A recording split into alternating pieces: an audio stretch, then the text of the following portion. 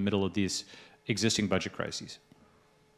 There's the de-dollarization crisis. This is a whole slide deck in its own right, but it's a number of different countries. It's China, Russia, Iran, Saudi trading in yuan, but it's also India trading with the UK, Israel, Germany, New Zealand in rupees. It's China doing deals with Brazil and France in yuan.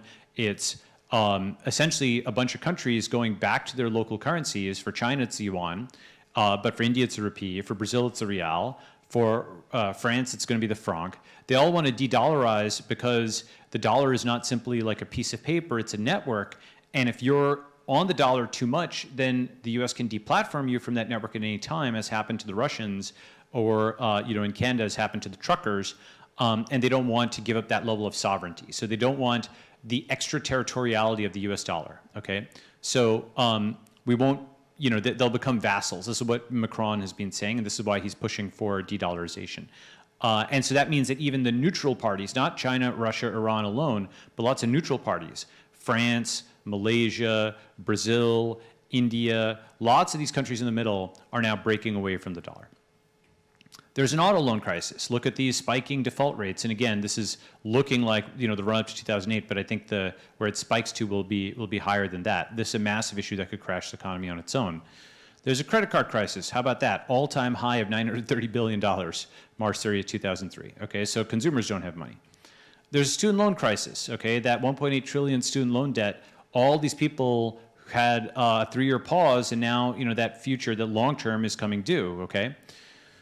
There's a private equity crisis. Okay, Blackstone REIT limits investor redemptions again in March because people were pulling too much money out of this private equity firm.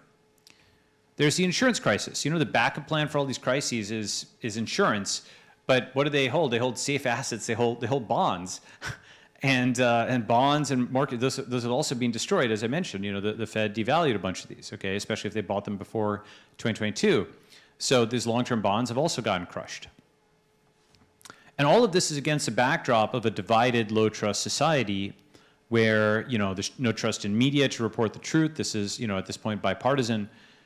And, this is, shows like how unified the U.S. in many ways was in the 1940s, 1950s, how it's slowly come apart. And this is in 2011 at the congressional level. It was already polarized. And it's also highly polarized like this now at the level of the individual. It's not really one country, it's two parties. Okay, it's not, arguably there aren't Americans, there are Republicans and there are Democrats. And Democrats don't marry Republicans. 96% of Democrats aren't married to Republicans, according to one study.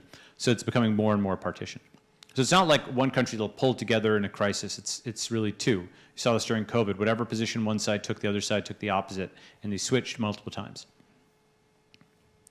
And so what that means is if this is the true crisis, if this is a fiat crisis, we're going to see great change. It's not simply going to be a recession or a depression. It's going to be a change of the world order.